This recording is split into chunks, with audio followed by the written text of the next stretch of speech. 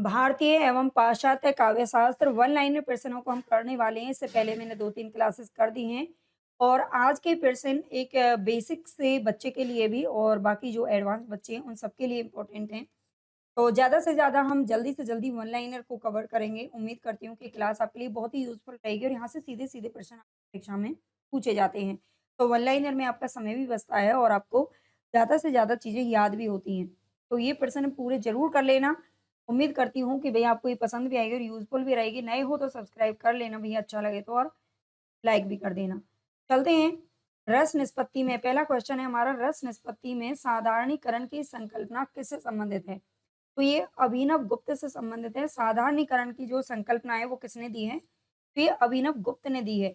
रस सूत्र की अनुमितिवादी व्याख्या करने वाले आचार्य कौन हैं? तो अनुमितिवादी व्याख्या किसने की है? ये की है आचार्य शंकुक ने। आगे देखते हैं भरत मुनि के अनुसार रस का स्वरूप क्या है? तो ये आस्वाद है, ठीक है? रस का स्वरूप क्या है? आस्वाद है यानी कि रस से हमें क्या मिलता है? स्वाद मिलता है ना? अच्छा लगता है रस में जब काव्य में रस होता है। आगे अभिनव गुप्त ने रस को किसके समान बताया है? तो ब्रह्मानंद सहोदर के समान बताया है। अभिनव गुप्त ने रस को ब्रह्मानंद सहोदर के समान बताया है। भुक्तिवाद के प्रवर्तक कौन है? तो ये भट्टनायक हैं। भुक्तिवाद या इसे भोगवाद भी कहा जाता है। ध्वनि सिद्धांत में व्यंजना किस प्रकार की विधा है? शक्ति है तो ये तृतीय शब्द शक्ति 3 प्रकार की होती है, अभिधा, लक्षणा और व्यंजना। ठीक है, तो व्यंजना तृतीय शब्द शक्ति है। अलंकार सार संग्रह नामक ग्रंथ की रचना किसने की है? तो ये उद्भट ने की है। अलंकार सार संग्रह नामक जो ग्रंथ है इसकी रचना उद्भट के द्वारा की गई है। किस आचार्य ने व्यंजना को स्वतंत्र शब्द शक्ति माना है? तो ये आनंदवर्धन ने माना है। आनंदवर्धन जो कि ध्वनि संप्रदाय के प्रवर्तक हैं, इन्होंने व्यंजना को स्वतंत्र शब्द शक्ति के रूप में माना है। मम्मट के अनुसार काव्य में रस का स्थान क्या है? तो ये प्रधान होता है, प्रधान स्थान है किसका? रस का। मम्मट के अनुसार और मम्मट ने आप जानते हैं काव्य प्रकाश नामक एक ग्रंथ भी लिखा था। कुंतक के अनुसार काव्य की आत्मा क्या है? तो वक्रोक्ति। क्या वक्रोक्ति जीवितम काव्यस्य। ये आपकी परिभाषा भी है आचार्य कुंतकी में बहुत सारी पंक्तियाँ, परिभाषाएँ आपको करवा चुकी हूँ, है ना? उम्मीद करती हूँ कि आपने वो क्लासेस देख ली होंगी, नहीं देखी है तो ज़रूर देख लेना। क्षेमेंद्र के अनुसार काव्य की आत्मा क्या है? तो औचित्य है। क्षेमेंद्र ने औचित्य संप्रदाय की स्थापना की थी, ये ध्यान रखना औचित्य। आगे आचार्य वामन ने काव्य गुणों की संख्या कितनी मानी है? तो 20 मानी है। ये आचार्य वामन ने काव्य गुणों की संख्या कितनी मानी है? 20 मानी है। भामा के अनुसार काव्य की आत्मा क्या है? तो ये अलंकार है। अलंकार के प्रवर्तक थे। आगे हैं वामन के अनुसार काव्य की आत्मा क्या है? तो रीति है। ठीक है, रीति संप्रदाय के प्रवर्तक कौन है? तो वामन है। जब वक्रोक्ति वक्ता के कंठ ध्वनि पर आश्रित होती है तब उसे क्या कहा जाता है? तो उसे काकू वक्रोक्ति कहते हैं। जब वक्रोक्ति वक्ता के कंठ ध्वनि पर आश्रित होती है तो उसे काकू वक्रोक्ति कहा जाता है। ध्वन्यालोक पर टीकालोचन किसने लिखा है? तो ये अभिनव गुप्त ने लिखा है। ध्वन्यालोक ध्वन्यालोक किसका ग्रंथ है? तो ध्वन्यालोक आनंदवर्धन का ग्रंथ है और इस पर जो टीका लिखी है तो ये किसने लिखी है? अभिनव गुप्त ने लिखी है। नाम आपको याद रखना है, ठीक है? ध्वन्यालोचन के नाम से ये टीका लिखी गई है। काव्य प्रकाश में कुल कितने उल्लास हैं? उल्लास यानी कि लेसन, पार्ट, चैप्टर कुछ भी आप बोल सकते हो, ये 10 हैं। काव्य मीमांसा नामक ग्रंथ के लेखक कौन है? तो काव्य मीमांसा जो ग्रंथ है ये लिखा है वही राजशेखर ने। साहित्य दर्पण में रस को क्या कहा गया है? तो काव्य की आत्मा कहा गया है और साहित्य दर्पण जो ग्रंथ है वो किसका है? तो ये आप जानते होंगे विश्वनाथ जी का है, ठीक है? विश्वनाथ जी का है जो कि 14वीं शताब्दी में मौजूद थे। नाट्य शास्त्र में मूलतः कितने रस माने गए हैं? तो ये 8 माने गए हैं। यानी कि भरत मुनि ने मूलतः किसने कितने रस माने हैं? 8 माने हैं। भरत मुनि के रस सूत्र के व्याख्याकारों में किस-किस का नाम आता है? तो ये 4 विद्वानों का नाम आता है, 4 आचार्यों का भट्ट, लोलट, शंकुक, भट्टनायक और अभिनव गुप्त। ठीक है, ये क्वेश्चन बहुत बार पूछा जाता है, याद रखना है आपको। ठीक है, भरत मुनि के रस सूत्र की व्याख्या किस व्याख्याकारों में किसका नाम नहीं शामिल है? इस तरीके से तो 4 नाम याद रखना। शांत रस को स्पष्ट रूप से किसने स्थापित किया है? तो भरत मुनि ने शांत रस को अपने नाट्य शास्त्र में स्थान नहीं दिया था, लेकिन ये अभिनव गुप्त ने दिया है, ठीक है? अभिनव गुप्त ने स्थान दिया है। शांत रस का स्थायी भाव क्या होता है? तो निर्वेद होता है, बहुत बार पूछा जाता है। वीभत्स रस का स्थायी भाव क्या है? जुगुप्सा है। ठीक है, जहाँ से प्रश्न बनते हैं ना वही मैंने यहाँ पर रखा है। हो सकता है कुछ प्रश्न आपको ईज़ी भी लगें, लेकिन ज़रूरी हैं भई आपके लिए, ठीक है? हर तरह के बच्चे होते हैं पढ़ने वाले, थोड़े से वीक, थोड़े से मॉडरेट, है ना? हाँ। आगे चलते हैं। अद्भुत रस का स्थायी भाव क्या है? तो ये विस्मय होता है। रौद्र रस का स्थायी भाव क्या है? ये क्रोध होता है, ठीक है? जो शुरुआत कर रहे होते हैं किसी चीज़ को पढ़ने की, तो उनके लिए क्वेश्चन बहुत ही ईज़ी क्वेश्चन बहुत ही अच्छे होते हैं। ध्वनि के अंतर्गत वस्तु ध्वनि किससे संबंधित है? तो ये विषय से संबंधित है। ध्वनि के अंतर्गत वस्तु ध्वनि विषय से संबंधित है। रस ध्वनि को किसने सर्वोच्च माना है? तो ये आनंदवर्धन ने माना है, ठीक है? रस ध्वनि को सर्वोच्च मानने वाले कौन है? आनंदवर्धन है। वक्रोक्ति के प्रकरण वक्रता का संबंध किससे है? तो ये प्रसंग से है, ठीक है? प्रकरण वक्रता, वक्रोक्ति के प्रकरण वक्रता, वक्रोक्ति का एक भेद है, प्रकरण वक्रता और इसका संबंध किससे है? प्रसंग से है। सॉरी मैं आपको पढ़ा चुकी हूँ, प्लेलिस्ट बनी हुई है काव्य शास्त्र की, पढ़ लेना। पद पूर्वार्ध वक्रता का संबंध किससे है? तो ये शब्द के अंश से है। पद पूर्वार्ध वक्रता का संबंध किससे है? शब्द के अंश से है। रीति सिद्धांत में गुण का क्या स्थान है? तो आवश्यक तत्व है। रीति सिद्धांत में गुण का क्या स्थान है? आवश्यक तत्व होता है। माधुर्य गुण किस रस से संबंधित है? तो श्रृंगार रस से संबंधित है, ठीक है? और श्रृंगार जो रस होता है ना, वो 2 प्रकार का होता है, संयोग और वियोग। प्रसाद गुण का संबंध किससे? स्पष्टता से है। प्रसाद गुण का संबंध काव्य दोष का मुख्य प्रभाव क्या है? रस बाधा है। कि काव्य दोष का मुख्य प्रभाव क्या होता है? रस बाधा होता है। किस आचार्य ने कहा है? काव्य से आत्मा ध्वनि, ठीक है? काव्य से आत्मा ध्वनि किसने कहा है? तो ये आनंदवर्धन ने कहा है। यानी कि ध्वनि को काव्य की आत्मा किसने माना है? तो आनंदवर्धन ने माना है। किसने अलंकारों को काव्य का श्रृंगार कहा है? तो ये भामा ने कहा है, क्योंकि भामा अलंकार के प्रवर्तक रहे हैं। ध्वनि सिद्धांत का विरोध किसने किया है? तो ये महिम भट्ट ने किया है, ठीक है? आनंदवर्धन ने ध्वनि सिद्धांत का प्रवर्तन किया है और विरोध करने वाले कौन है? तो ये महिम भट्ट जी हैं। महिम भट्ट ने किस सिद्धांत का समर्थन किया था? तो इन्होंने अनुमान सिद्धांत का किया था, ठीक है? महिम भट्ट ने अनुमान सिद्धांत का समर्थन किया। व्यक्ति विवेक के रचयिता कौन है? तो ये महिम भट्ट। व्यक्ति विवेक नामक जो रचना है वो किसने लिखी है? महिम भट्ट ने लिखी है। काव्य में शब्द शक्ति कितनी मानी गई है? तो 3 मानी गई हैं, अभिधा, लक्षणा और व्यंजना। अभिधा का कार्य क्या होता है? तो ये होता है मुख्य अर्थ देना, इसको वाच्यार्थ के नाम से भी जानते हैं। ये मुख्य अर्थ देना तो होता ही, वाच्यार्थ भी इसको कहते हैं। कभी-कभी वाच्यार्थ और व्यंग्यार्थ में हमें क्या हो जाता है? कन्फ्यूजन हो जाता है। वाच्यार्थ बोलते हैं अभिधा को और व्यंग्यार्थ बोलते हैं व्यंजना को। ठीक है? जो तीसरे नंबर की शब्द शक्ति होती है। लक्षणा कब प्रयुक्त होती है? जब मुख्य अर्थ समझ में नहीं आए, है ना? लेकिन मुख्य अर्थ से ही मिलता-जुलता कोई अर्थ निकलता है, तो वहाँ पर लक्षणा शब्द शक्ति होती है। प्लेटो के अनुसार काव्य सत्य से कितनी दूर है? तो 3 गुना दूर है। पाश्चात्य काव्य शास्त्र का कुछ कंटेंट मैंने आपको दिया था, बच्चों को काफ़ी पसंद आया था, है ना? तो उससे संबंधित भी प्रश्न यहाँ पर मिलेंगे। आगे फिर भारतीय काव्य शास्त्र से मिलेंगे, तो पूरा क्लास आपको देख लेना चाहिए, है ना? अगर अभी तक लाइक नहीं किया है, तो भई लाइक कर दीजिए। आप चाहते तो हो कि आपको बहुत सारा कंटेंट फ्री में मिल जाए। हम भी देना चाहते हैं, लेकिन आप लोग सपोर्ट नहीं करते हो, है ना? तो ज़्यादा से ज़्यादा आप सपोर्ट, लाइक, शेयर जितना ज़्यादा आप करेंगे, है ना? तो पैसा तो हम यूट्यूब से ले लेंगे। आप सपोर्ट तो करिए। सपोर्ट करेंगे, ज़्यादा से ज़्यादा बच्चों तक पहुँचे क्लास, हम यही चाहते हैं, तो हमें तो मोटिवेशन मिलेगा, है ना? तो आप अपने बारे में ना सोचें केवल, दूसरे के बारे में भी सोचें भई, है ना? प्लेटो ने कवियों को आदर्श राज्य से क्यों निष्कासित किया है? तो क्योंकि वे भावनाओं को उकसाते हैं और सत्य से दूर ले जाते हैं। प्लेटो ने कवियों को आदर्श राज्य से क्यों निष्कासित किया था? क्योंकि वे भावनाओं को क्या करते हैं? उकसाते हैं और सत्य से दूर ले जाते हैं। वो कहते हैं, ये हमने पढ़ा भी था कि जो प्लेटो हैं, उन्होंने क्या कहा था कि जो कवियों की जो कविता होती है ना, वो सत्य से बहुत दूर होती है, 3 गुना दूर होती है। तो काव्य रचना होती है, वो 3 गुना दूर होती है, ठीक है? अरस्तू के अनुसार काव्य क्या है? तो अनुकरण होता है काव्य। किसी चीज़ का हम अनुकरण करते हैं, तभी हम किसी चीज़ की कल्पना कर पाते हैं और तभी हम काव्य लिख पाते हैं। अरस्तू ने अनुकरण को किस रूप में स्वीकार किया है? तो सृजनात्मक अनुकरण के रूप में स्वीकार किया है। अरस्तू के अनुसार काव्य इतिहास से श्रेष्ठ क्यों है? क्योंकि काव्य सार्वभौमिक सत्य प्रस्तुत करता है। ठीक है? क्योंकि जो काव्य है वो सार्वभौमिक सत्य प्रस्तुत करता है। त्रासदी का मुख्य उद्देश्य क्या है? तो ये भावों का शुद्धिकरण है। त्रासदी का जो सिद्धांत है, अनुकरण सिद्धांत, विरेचन का सिद्धांत और त्रासदी का सिद्धांत, 3 सिद्धांत दिए थे अरस्तू ने, याद रखना। कि त्रासदी का मुख्य उद्देश्य है भावों का शुद्धिकरण। भावों का शुद्धिकरण किन भावों से संबंधित है? तो भय और करुणा से संबंधित है। त्रासदी का सबसे महत्वपूर्ण तत्व क्या है? तो ये कथानक है। हामार्टिया का अर्थ क्या है? नायक की त्रुटि है। नायक अगर कोई गलती करता है तो उसको क्या बोलते हैं? हामार्टिया शब्द बोलते हैं, क्योंकि ये सभी अंग्रेजी विद्वान हैं, इसलिए यहाँ पर कुछ शब्द आपको अंग्रेजी के भी याद रखने पड़ेंगे। पेरिपेटिया का अर्थ क्या है? तो ये है भाग्य का परिवर्तन, ठीक है? भाग्य परिवर्तन। लॉन्जाइनस या लॉन्गिनस का मुख्य सिद्धांत क्या है? तो ये उदात्त। उदात्त का प्रमुख स्रोत क्या है? तो ये महान विचार, ठीक है? हमारे विचार हैं जो महान होने चाहिए। आगे ये होरेस के अनुसार दुल्से एत उपयोगी का अर्थ क्या है? आनंद और उपयोगिता। होरेस के अनुसार दुल्से एत उपयोगी का अर्थ है आनंद और उपयोगिता। हॉरेस के अनुसार काव्य का लक्ष्य क्या है? तो आनंद और शिक्षा है। क्या हॉरेस के अनुसार काव्य का लक्ष्य क्या है? आनंद और शिक्षा। वर्ड्सवर्थ के अनुसार काव्य क्या है? तो शक्तिशाली भावनाओं का स्वाभाविक उद्गार है। क्या वर्ड्सवर्थ के अनुसार काव्य क्या है? शक्तिशाली भावनाओं का स्वाभाविक उद्गार है। वर्ड्सवर्थ के अनुसार काव्य की उत्पत्ति कैसे होती है? तो शांति में स्मरण की गई भावनाएँ। शांति में स्मरण की गई भावनाएँ, ये काव्य की उत्पत्ति होती है। कॉलरिज ने कल्पना के कितने प्रकार बताए थे? तो ये 2 प्रकार बताए हैं कॉलरिज ने। प्राथमिक कल्पना क्या है? तो ये है प्राकृतिक शक्ति। ये प्राथमिक कल्पना क्या है? प्राकृतिक शक्ति है। आगे द्वितीयक कल्पना क्या है? सृजनात्मक पुनर्निर्माण है। क्या द्वितीयक कल्पना क्या है? सृजनात्मक पुनर्निर्माण। टी.एस. एलियट का वस्तुगत सहसंबंध किससे संबंधित है? ये भावों की वस्तुओं के माध्यम से अभिव्यक्ति है।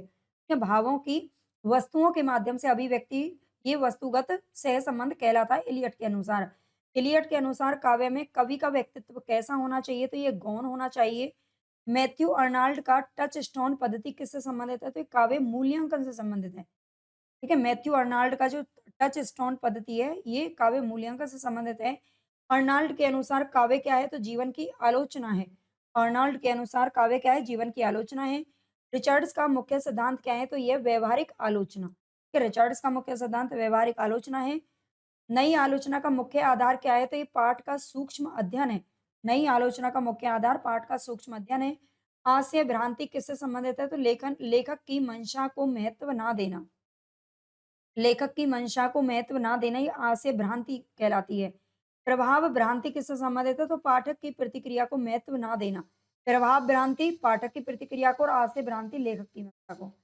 कीट्स की नेगेटिव कैपेबिलिटी का अर्थ क्या है? तो अनिश्चितता को स्वीकार करने की क्षमता। ये कीट्स की नेगेटिव कैपेबिलिटी का अर्थ क्या है? अनिश्चितता को स्वीकार करने की क्षमता से संबंध है। कविता अनुकरण है, ये किसने कहा है? तो अरस्तू ने कहा है। अरस्तू ने अनुकरण का सिद्धांत दिया था। कविता जीवन की आलोचना है, ये अर्नोल्ड ने कहा है। उदात्त लॉन्गिनस का है। वस्तुगत सहसंबंध एलियट से संबंधित है।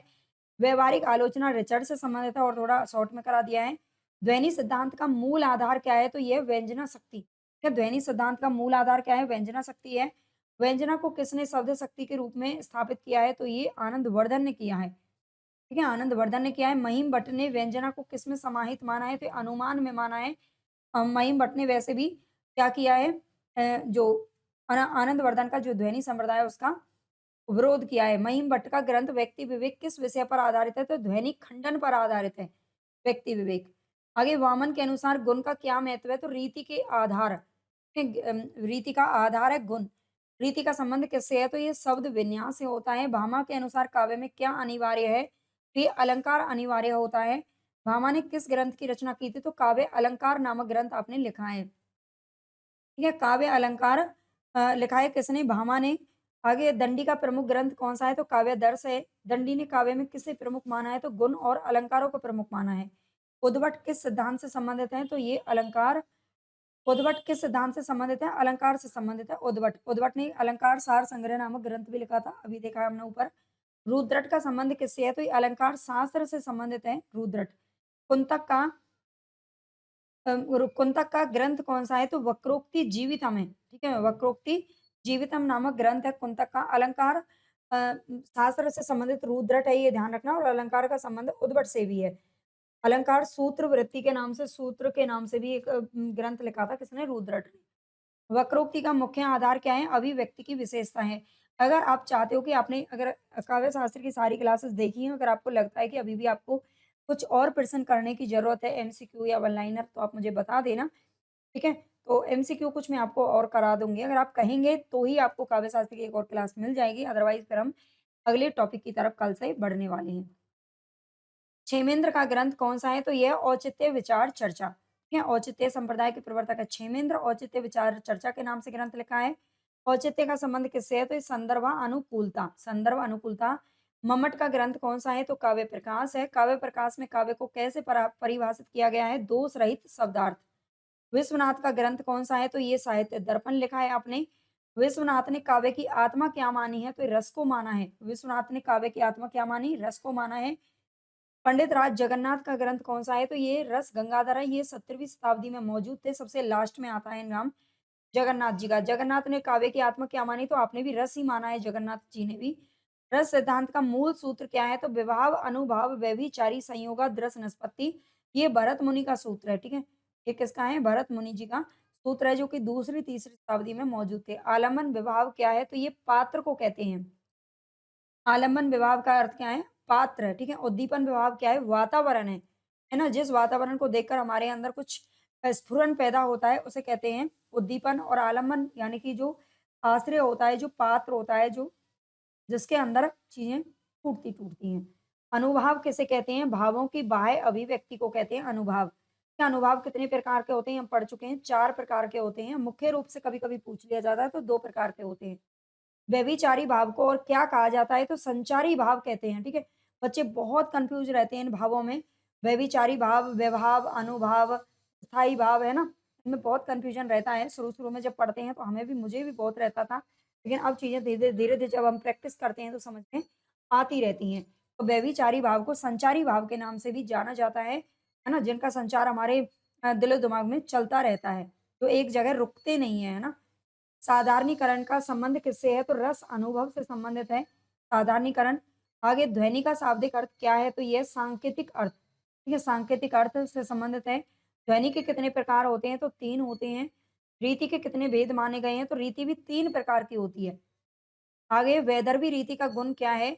वैदर्भी रीति का गुण है माधुर्य, ठीक है? ये गुण पूछ लिया जाता है। वैदर्भी रीति का संबंध किससे है ना? कभी-कभी मैचिंग में क्वेश्चन पूछा गया था एक बार कि वैदर्भी रीति, गौड़ीय रीति, है ना? इसका संबंध किससे है? तो वैदर्भी रीति का माधुरी से है और गौड़ीय रीति का जो गुण है वो ओज से है। कमेंट करके फटाफट से बताइए कि तीसरी रीति का क्या नाम है? दोष का प्रभाव किस पर पड़ता है? तो ये रस पर पड़ता है दोष का प्रभाव, ठीक है? अलंकार का उद्देश्य क्या होता है? तो ये होता है सौंदर्य वृद्धि। अलंकार, जैसे कि अलंकार का अर्थ ही आभूषण होता है।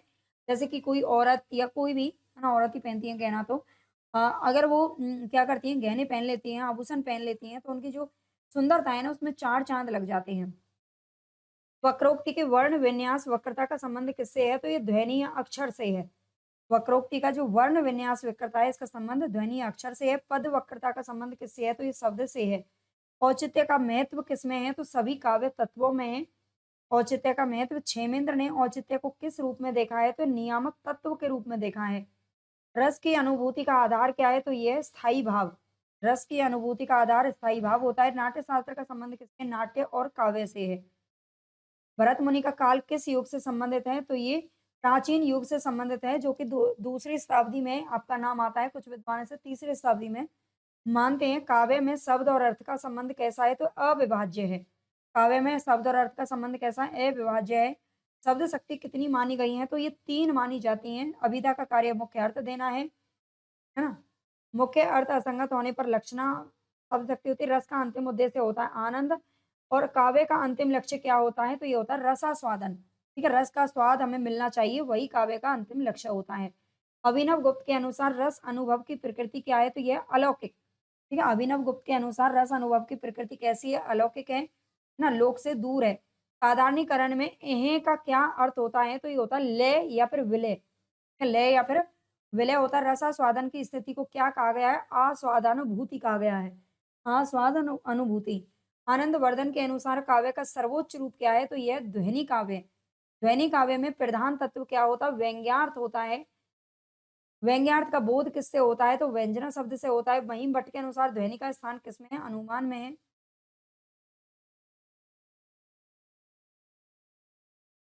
मुझे लगता है शायद मैंने दोबारा रिपीट नहीं, कुछ क्वेश्चन यहाँ पर 2-4 रिपीट हो गए हैं। आगे देखते हैं, महिम भट्ट ने रस को किससे उत्पन्न माना है? तो अनुमान से माना है। वामन के अनुसार रीति का निर्माण किससे होता है? तो गुणों से होता है और वामन ने 20 गुण माने हैं। रीति का काव्य में कार्य क्या है? रीति का काव्य में क्या कार्य है? तो ये होता है सौंदर्य का निर्माण करना। भामा के अनुसार अलंकार का मुख्य कार्य क्या है? तो शोभा बढ़ाना होता है। भामा ने काव्य में किसे अनिवार्य नहीं माना? तो रस को अनिवार्य नहीं मानते हैं, है ना? रस जरूरी नहीं है भामा के अनुसार। दंडी के अनुसार काव्य की श्रेष्ठता किससे निर्धारित होती है? तो गुणों से निर्धारित होती है और दंडी ने गुणों की जो संख्या है वो 10 मानी है। दंडी ने गुणों की संख्या अगला क्वेश्चन है 10 मानी है, ठीक है? ये दिखाई नहीं दिया। मेरा जो फ़ोकस है ना, मेरी जो आँखें हैं वो केवल अपने लक्ष्य पर, एक क्वेश्चन जो पढ़ रही हूँ ना उसी पर टिकी रहती हैं। नीचे क्या लिखा है उस पर कभी-कभी ध्यान ही नहीं रहता, कभी-कभी मोस्टली ध्यान ही नहीं रहता मेरा, है ना? सीधा लक्ष्य पर ही ध्यान होता है। कुंतक के अनुसार वक्रता का उद्देश्य क्या है? तो काव्य में चमत्कार उत्पन्न करना है। तो कुंतक के अनुसार वक्रता का उद्देश्य है काव्य में चमत्कार उत्पन्न करना। वक्रोक्ति का प्रभाव किस पर पड़ता है? तो ये अभिव्यक्ति पर पड़ता है, ठीक है? वक्रोक्ति का प्रभाव अभिव्यक्ति पर पड़ता है। क्षेमेंद्र के अनुसार औचित्य का उल्लंघन क्या उत्पन्न करता है? तो दोष उत्पन्न करता है। औचित्य का संबंध किससे अधिक है? तो संदर्भ और परिस्थिति से अधिक है। मम्मट ने दोष को किस आधार पर परिभाषित किया? तो रस बाधा के रूप में परिभाषित किया है। मम्मट के अनुसार गुण किसमें निहित होते हैं? तो शब्द और अर्थ के रूप में निहित होते हैं। विश्वनाथ के अनुसार रस की स्थिति कहाँ होती है? तो सहृदय में होती है। नेक्स्ट है पंडित जगन्नाथ के अनुसार काव्य की पहचान क्या है? तो ये रमणीयता। जगन्नाथ ने रमणीयता को किससे जोड़ा है? तो रस से जोड़ा है। विभाव का मुख्य कार्य क्या है? स्थायी भाव को उद्दीप्त करना है। विभाव का मुख्य कार्य है स्थायी भाव को उद्दीप्त करना। अनुभाव का कार्य क्या है? भावों को व्यक्त करना। संचारी भावों का कार्य क्या है? स्थायी भाव को पुष्ट करना। रस और भाव में मुख्य अंतर क्या है? तो अनुभव का स्तर है। ध्वनि सिद्धांत में अव्यंग्य क्या है? जहाँ व्यंजना नहीं है, ठीक है? जहाँ व्यंजना नहीं है वो क्या है? अव्यंग्य है। व्यंजना के बिना काव्य कैसा माना जाता है? तो सामान्य माना जाता है, ठीक है? जिसमें व्यंजना नहीं है, जो काव्य आसानी से समझ में आ जाए, जिसका मुख्य अर्थ हम निकाल सकें, वो सामान्य काव्य रचना होती है, ठीक है? जिसको कोई भी अर्थ निकाल लेता है। लेकिन कुछ काव्य रचनाएँ आप देखना अच्छे-अच्छे विद्वानों को भी समझ में नहीं आती है ना। रीति सिद्धांत में विशिष्ट पद रचना का क्या अर्थ है? तो विशेष शब्द व्यवस्था इसका अर्थ होता है। रीति का प्रभाव किस पर पड़ता है? तो ये शैली पर पड़ता है रीति का प्रभाव। वक्रोक्ति का संबंध किस प्रकार की भाषा से है? तो ये विशेष या चमत्कारपूर्ण भाषा से इसका संबंध होता है। औचित्य का पालन किसमें आवश्यक है? तो सभी काव्य अंगों में औचित्य का पालन ज़रूरी होता है। रस की उत्पत्ति में विभाव का स्थान क्या है? तो ये कारण होता है। विभाव का स्थान, ठीक है? विभाव कारण होता है, ठीक है? और विभाव 2 प्रकार के होते हैं, आलंबन विभाव और उद्दीपन विभाव। अनुभाव का स्थान क्या होता है? तो ये परिणाम होता है। ध्वनि सिद्धांत में मुख्य बल किस पर होता है? अप्रत्यक्ष बल पर अर्थ पर होता है, जो हमारे सामने अर्थ समझ में नहीं आए। और अप्रत्यक्ष अर्थ का अर्थ क्या होता है? व्यंग्यार्थ होता है, ठीक है? व्यंग्यार्थ होता है व्यंजना शब्द शक्ति। आगे आगे नहीं है, है ना? तो यहाँ पर हमारे वन लाइनर प्रश्न आज के आपको कैसे लगे? थोड़े कुछ प्रश्न ईज़ी भी रहे होंगे कुछ बच्चों के लिए, है ना? सभी के लिए तो नहीं रहते, जब आप स्टार्टिंग करते हो इस तरह के क्वेश्चन हमें फँसा देते हैं। इसलिए यहाँ पर थोड़ा-सा इस क्लास को मैंने मिक्स रखा है ना? ज़्यादातर तो क्वेश्चन मैं मोस्टली थोड़े अपर लेवल के ही कराती हूँ, है ना? यूजीसी नेट के लेवल के या फिर हाई लेवल के। लेकिन फिर भी आप बताना कि आपको ये क्लास कैसी लगी? कमेंट करके बताना सारे बच्चे। अगर अच्छी लगी है और अगली क्लास आपको किस पर चाहिए? क्या काव्य शास्त्र की एक और क्लास लेके आनी चाहिए जो एमसीक्यू पर आधारित हो, है ना? ज़्यादा से ज़्यादा पीवाईक्यू या फिर आपको अगले टॉपिक की तरफ बढ़ना है, किसकी तरफ बढ़ना है ये भी बताइएगा। यूजीसी नेट की अगर आप तैयारी कर रहे हैं तो आप हमारे पेड बैच से जुड़ सकते हैं केवल 999 और आपको पूरा 1 से लेकर 10 तक थ्योरी क्लासेस और सब कुछ एमसीक्यू, पीवाईक्यू, वन लाइनर सब कुछ वहाँ पर मिल जाएगा, मॉक टेस्ट वगैरह, ठीक है? तो आप साथ में जुड़ सकते हैं। धन्यवाद।